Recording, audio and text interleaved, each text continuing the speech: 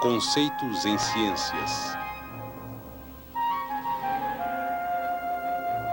Fotossíntese. O sistema de transporte de fluidos. Esta é a gigantesca sequoia sempervirens, que cresce no litoral noroeste dos Estados Unidos.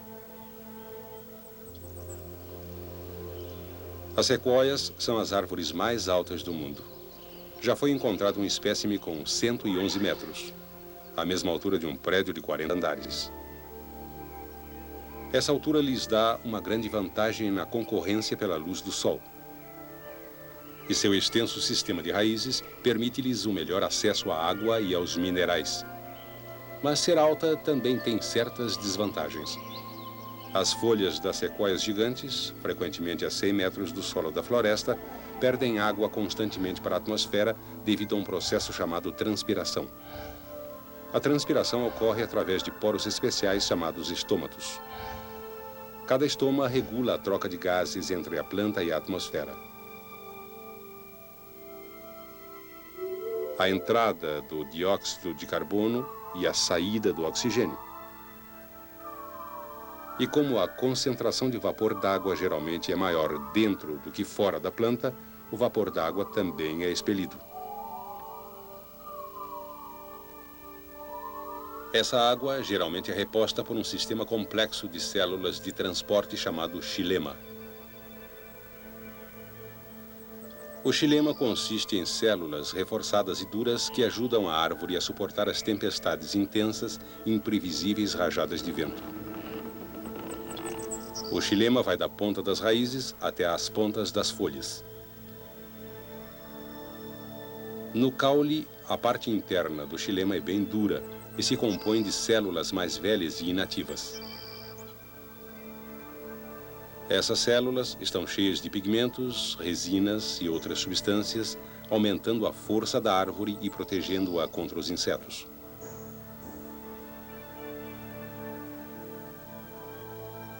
A fina camada externa é ativa e consiste em células alongadas com várias aberturas.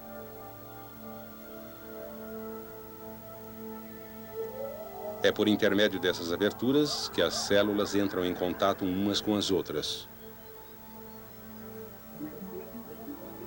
O fluxo por esses tubos permite que os minerais e a água sejam transportados até as folhas.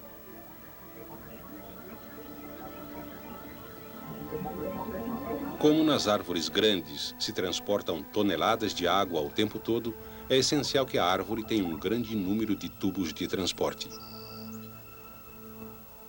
Mas o modo como as árvores conseguem elevar a água a 100 metros acima do solo é uma façanha espantosa de engenharia. Ao contrário do que se pode pensar, não há nenhuma atividade significativa de bombeamento nas raízes. Em vez disso, a planta aproveita a inevitável perda de água durante a transpiração. Já que se perdem moléculas de água constantemente através dos estômatos, as moléculas substitutas são sugadas através dos tubos do xilema.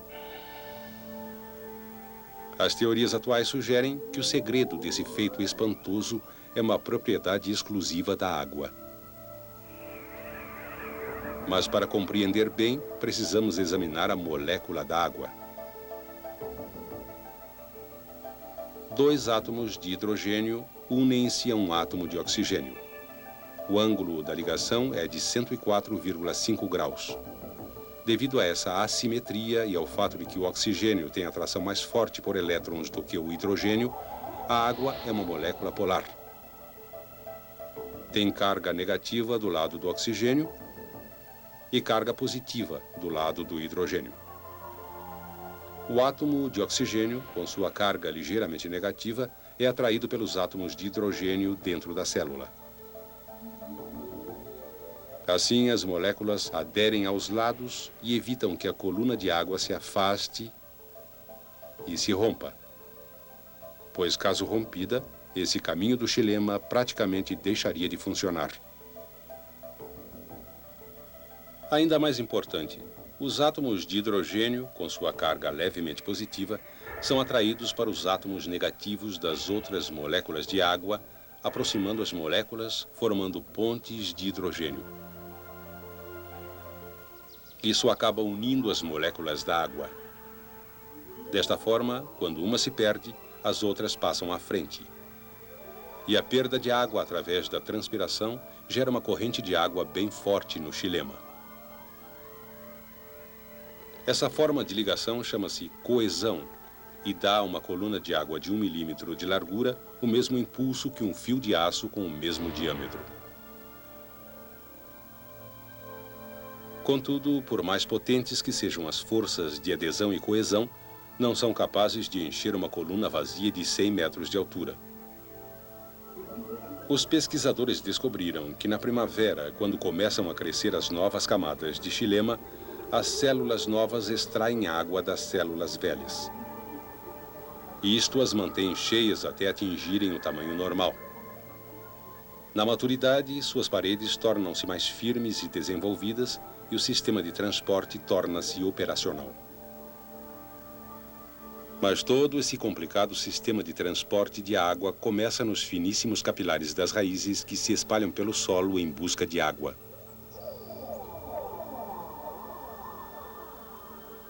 Os minerais, como os nitratos, os fosfatos e o potássio, essenciais ao crescimento da planta, estão dissolvidos no solo. Inúmeras observações indicam que as raízes absorvem os íons dos minerais por meio de um processo de troca. O capilar da raiz seleciona os íons de minerais a serem absorvidos e os troca por água para reduzir a concentração.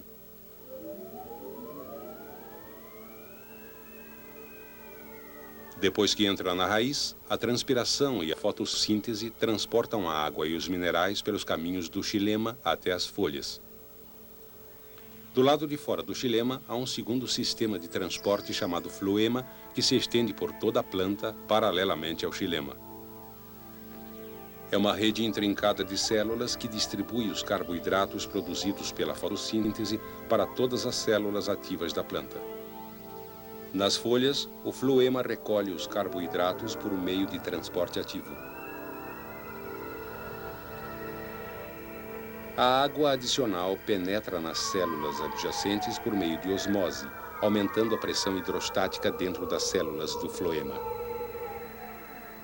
Na outra extremidade do sistema, os carboidratos são removidos e armazenados para a nutrição das células. A água também é removida, reduzindo a pressão hidrostática dentro das células.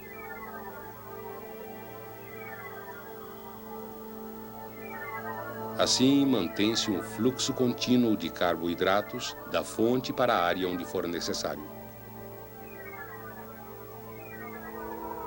As moléculas de água e de carboidratos passam de uma célula do floema para outra através das paredes especiais de cada célula.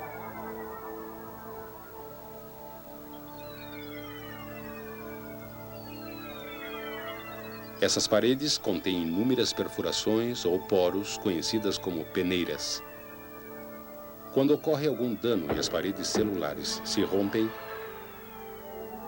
uma proteína especial movimenta-se rapidamente até os poros e fecha-os, interrompendo o fluxo de forma bem semelhante à coagulação do sangue em um ferimento. Os dois sistemas de transporte, o xilema e o floema, desempenham um papel importantíssimo na luta competitiva pela luz do sol, permitindo que as plantas atinjam alturas cada vez maiores.